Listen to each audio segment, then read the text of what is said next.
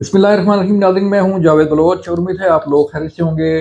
तहरीक इंसाफ के बानी चेयरमैन इमरान खान की सेहत के हवाले से चीज़ें चल रही थी। तहरीक इंसाफ का एहतजाज का ऐलान था 15 अक्टूबर को कि उनकी मुलाकात जो है वो नहीं होने दी जा रही। और फिर ये कहा जा रहा था कि उनकी सेहत बड़ी ख़राब हो चुकी है, उनकी जान को ख़तरा है, लिहाजा फौरी तौर पर एक्सेस दी जाए और उनका तिब्बी मुआयना करवाया जाए और उनके वकला को जो है, उनके डॉक्टर्स को जो है वो एक्सेस दी जाए और ताकि पता चले कि तहरीक इंसाफ के बानी चेयरमैन इमरान खान अडयाला जेल में खुश हैं, सेहतमंद हैं और मुतमिन हैं। इस पे हम बात करने जा रहे हैं। तिब्बी मुआयना जो है वो इमरान खान का हुकूमत ने करवा दिया है और उसकी रिपोर्ट भी आ चुकी है, वो हम आपसे शेयर करेंगे क्या रिपोर्ट आई है। और फिर एक और बड़ी खबर ज़ेरे बहस थी और कोशिशें की जा रही थी कि अडयाला जेल में बंद और अपनी सज़ा जो है वो काटने वाले तहरीक इंसाफ के बानी चेयरमैन इमरान खान को ऑक्सफोर्ड यूनिवर्सिटी का इलेक्शन लड़वाया जाए। ऑक्सफोर्ड यूनिवर्सिटी के चांसलर के इलेक्शन के लिए ये उम्मीदवार थे और उसके लिए लॉबिंग फर्म हायर की गई, उसके लिए मुख्तलिफ फोरम पर लॉबिंग की गई कि जो है वो इमरान खान इस इलेक्शन में हिस्सा लें और इलेक्शन लड़के तो ऑक्सफोर्ड यूनिवर्सिटी के चांसलर मुंतखब हो जाएँ। इस इंतखाब का क्या हुआ, इसके मुतल्लिक़ भी आपको आगाह करेंगे और फिर हम आपको बताएँगे कि 17 अक्टूबर को जो है कौमी असम्बली का इजलास तलब कर लिया गया है और फाइनली जो है वो आईनी तरमीम का जो पैकेज है वो उसमें आ रहा है, ड्राफ्ट तैयार हो गया है और ये आईनी तरमीम का बिल जो है कौमी असम्बली में पेश किया जा रहा है। ये 3 आज के अहम टॉपिक्स हैं। सबसे पहले चलते हैं कि तहरीक इंसाफ के बानी चेयरमैन इमरान खान की सेहत के हवाले से। इमरान खान की सेहत को का इशू बना के तहरीक इंसाफ ने 15 अक्टूबर को ऐलान किया कि वो 15 अक्टूबर को SCO के मौका पर एहतजाज करेंगे और दुनिया को बताएंगे कि इमरान खान की मुलाकातें बंद हैं और उनकी सेहत जो है के हवाले से खदशात हैं, उनकी जान को ख़तरा है। तो इस पे लेटर भी लिखा गया वज़ारत दाखिला को, फिर वज़ीर दाखिला की और गौहर अली खान की बात भी हुई और बिल आखिर जो है वो वज़ीर दाखिला ने ये यकीन दहानी करा दी कि तिब्बी मुआयना जो है वो करवाया जाएगा इमरान खान का और रिपोर्ट जो है वो आपसे शेयर भी की जाएंगी। अब गुज़श्ता रोज़ यानी कि 15 तारीख को ही जो डॉक्टर हैं, जो CEO हैं शौकत खानम के, डॉक्टर आसिम, वो वहाँ पहुँचे अडयाला जेल में और अडयाला जेल के बाहर इंतज़ार करते हुए जो है कुछ 2 ढाई घंटे उन्होंने इंतज़ार किया और जेल हुकम ने बताया कि आपकी मुलाकात की हमें कोई इंटीमेशन नहीं और ना ही जो है वो आप मुलाकात कर सकते हैं। तो जब उनसे बात की कि डॉक्टर सैयद को कि आप कैसे आए अगर आपको इंटीमेट नहीं किया गया, तो उन्होंने कहा जी मुझे सलमान अकरम राजा राजा साहब ने, जो कि वकील हैं तहरीक इंसाफ के, उन्होंने ये इंटीमेट किया था कि आप जो है वो 2 ढाई बजे तक यहाँ पहुँच जाएँ अडयाला जेल और आपकी मुलाकात जो है वो करवा दी जाएगी। लिहाजा सॉरी, मैं यहाँ मुलाकात के लिए पहुँच चुका हूँ। तो मुलाकात नहीं हुई, ढाई 3 घंटे जो है वो बाहर रहे, मौजूद रहे और उन्होंने अडयाला जेल के हुकाम से बात की, लेकिन मुलाकात नहीं हो सकी क्योंकि उनकी जो है वो अप्रूवल नहीं थी और ना ही जेल हुकाम को इत्तला थी कि उन्होंने आना है। लिहाजा 2 डॉक्टरों की टीम जो है वो इस्लामाबाद के पीएमएस हॉस्पिटल की जो फिजिशियन हैं, उनकी जो है वो एक टीम बनाएगी और ये टीम पहुंची अडयाला जेल में। उनकी मुलाकात हुई इमरान खान से और उन्होंने इमरान खान के मुख्तलिफ जो है वो खून के नमूने हासिल किए और खून के नमूने हासिल करने के बाद जो है उनकी रिपोर्ट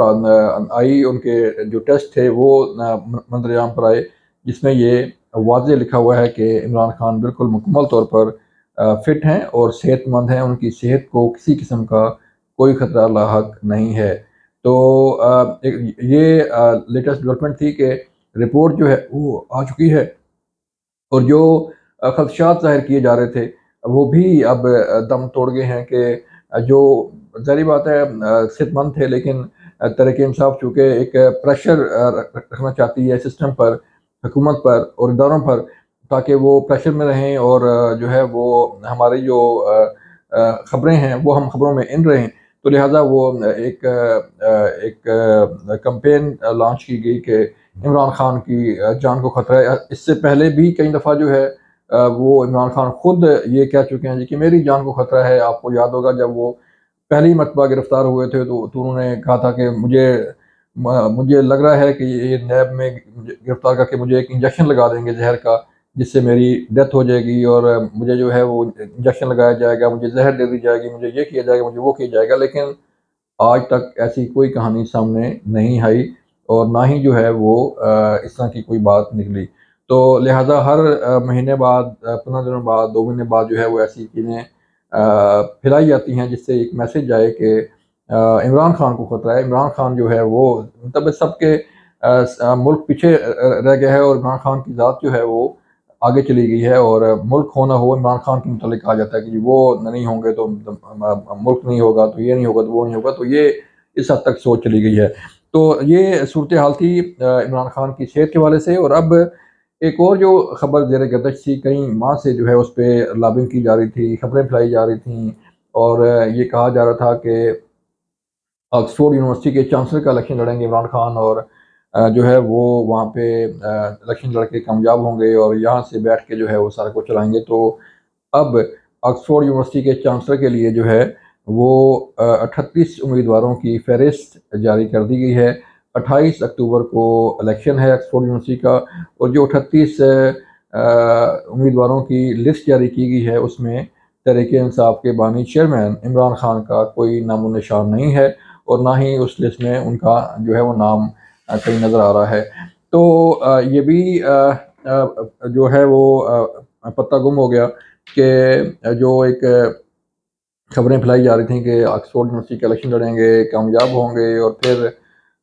यूके गवर्नमेंट जो है वो इंटरवीन करेगी और वो उन्हें यहाँ से लेके जाएगी और वो अपने इजलास वहाँ पे करेंगे। तो ऐसा भी जो है वो अब होता हुआ नज़र नहीं आ रहा, क्योंकि इस इलेक्शन से पहले कई ऐसी ईमेल्स यूनिवर्सिटी को मिली। कई लोगों ने अपने खतूत जो है वहाँ पे भिजवाए कि एक सज़ा याफ्ता शख्स जो है वो ऑक्सफोर्ड यूनिवर्सिटी का चांसलर कैसे हो सकता है, कैसे इलेक्शन लड़ सकता है। पाकिस्तान में इमरान खान को सज़ा सुनाई गई है तो सज़ा याफ्ता शख्स जो है वो ऑक्सफोर्ड यूनिवर्सिटी का इलेक्शन नहीं लड़ सकता। इस पर जो है वो कैंपेन लोगों ने एहतजाज किया, ईमेल्स की, ख़त लिखे और फिर बिलाखिर अब ये है कि 38 उम्मीदवार सामने आ चुके हैं और उसमें इमरान खान का नाम शामिल नहीं है। फिर हम 17 अक्टूबर को कौमी असम्बली का इजलास जो है वो तलब किया गया है और बताया जा रहा है कि जो आइनी कोर्ट का क़याम है उस हवाले से और जो आइनी जो जुडिशल रिफॉर्म्स हैं उस हवाले से एक ड्राफ्ट जो है वो तैयार हो चुका है, बिल तैयार हो चुका है और 17 अक्टूबर को ये कौमी असम्बली के इजलास में पेश किया जा रहा है। इसके लिए जो है वो नंबर गेम पूरी कर ली गई है और नंबर गेम पूरी करने के बाद जो है हुकूमत ने ये फैसला किया कि अब इजलास बुला लिया जाए। अब देखना ये है कि तहरीक-ए-इंसाफ के कितने लोग उसे उसे इस हक में हैं, इसको वोट देंगे और बाकी जो जमातें हैं वो कैसे वोट देंगी, क्योंकि 63A का फैसला आने के बाद जो है किसी भी पार्टी का जो एमएनए है, जो अपने पार्लियामेंट है, वो अपने पार्टी की हिदायत के बगैर भी जो है वो वोट कास्ट कर सकता है, इख्तिलाफ़ राय कर सकता है। गो के बाद में जो है अगर पार्टी चेयरमैन जो है वो इलेक्शन कमीशन को रेफरेंस भेजे और फिर इलेक्शन कमीशन जो है वो विदिन 30 डेज़ उसका फैसला करता है उसकी डिस्क्वालिफिकेशन का। लिहाजा वो एक प्रोसेस है, लेकिन उसका वोट जो है अब कंसिडर होगा, क्योंकि ये बड़ा अहम मामला था कि एक ही वक्त में 2 सज़ाएँ कैसे हो सकती हैं कि एक तो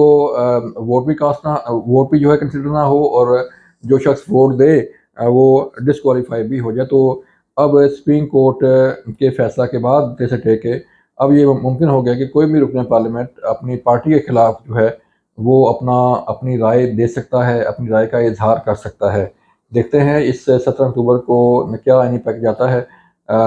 वो भी आपको बताएंगे। अपना ख्याल रखिएगा। अल्लाह हाफिज़।